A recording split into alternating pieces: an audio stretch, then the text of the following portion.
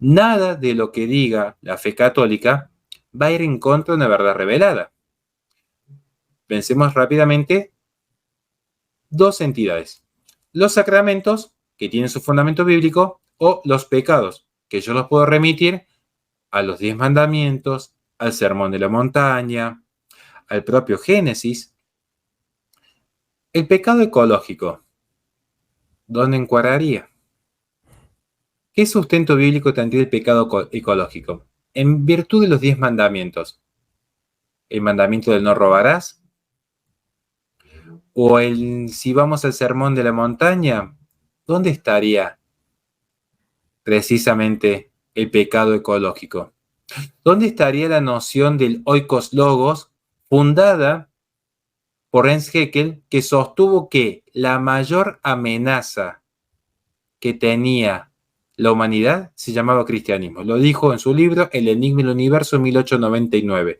Él consideraba que el progreso indefinido del ser humano había sido posible en el campo de la ciencia, pero no había sido posible en el campo de la moral, culpa del cristianismo. Lo dice expresamente, está citado en mi libro de manera directa. Entonces, ¿qué sucede con el pecado ecológico? ¿Por qué un católico debería abrazar un término que funda un enemigo de la iglesia? ¿Por qué habría que hacer una suerte de apropiación cultural de términos revolucionarios, cuando el fin de la revolución ha sido siempre atacar los cimientos de la fe?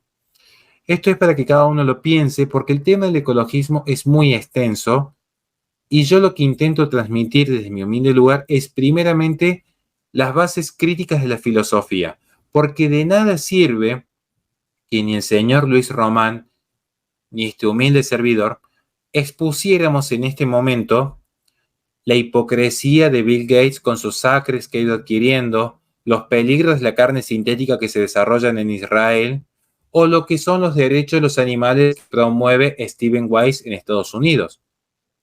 Lo que interesa entender es la filosofía de fondo, porque uno, cuando logra entender la distinción entre realismo, que es reconocer un Dios trascendental que ya era y que ordena lo que nosotros descubrimos, y en consecuencia ordena al género humano en una jerarquía, al inmanentismo que finalmente va a caer en un igualitarismo pleno, le es más fácil discernir en torno a la vida diaria, en torno a sostener que si yo deliberadamente contamino el océano, quemo el bosque de las Amazonías o extingo una especie, estoy obrando mal, porque deliberadamente estoy privando del bien debido al prójimo.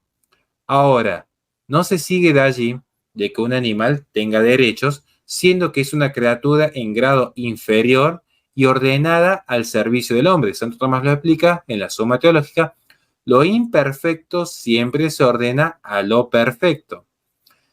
No es tampoco un pecado, entonces, poder comer un asado en familia luego de misa, siempre que no estemos en cuaresma. No es pecado, entonces, que uno quiera tener dentro del legítimo uso de la propiedad privada hectáreas destinadas al cultivo, que uno quiera tener, cuidar y tratar bien una mascota, que de hecho es recomendable en toda familia y sobre todo para los niños que tengan una mascota con quien jugar. No hay un mal allí. No hay un mal, de hecho, que los que seguramente nos puedan criticar en algún momento, como me ha pasado en una entrevista con un sacerdote, donde sostenían la gran hipocresía que teníamos al considerarnos soberbiamente superiores. Era curioso porque de hecho lo hacían desde un celular.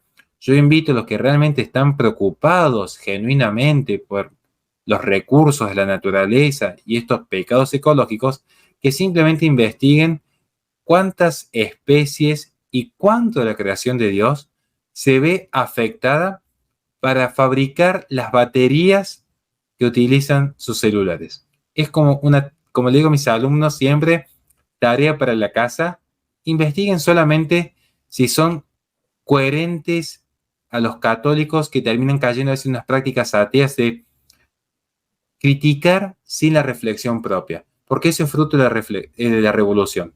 La pérdida de la razón. Siempre digo prudencia. La naturaleza debe ser respetada en el orden que debe ser respetada. ¿No sería un acto de respeto de mis hijas hacia mí si ellas se subordinasen como esclavas a tratos inhumanos? Tampoco sería un acto de respeto hacia mí si viniese mi hija mayor y dijese, padre, hoy te relevo de tus funciones, a partir de ahora soy yo la cabeza de la familia, así vos podés descansar. Entonces, el respeto es saberse ubicar en el orden dado.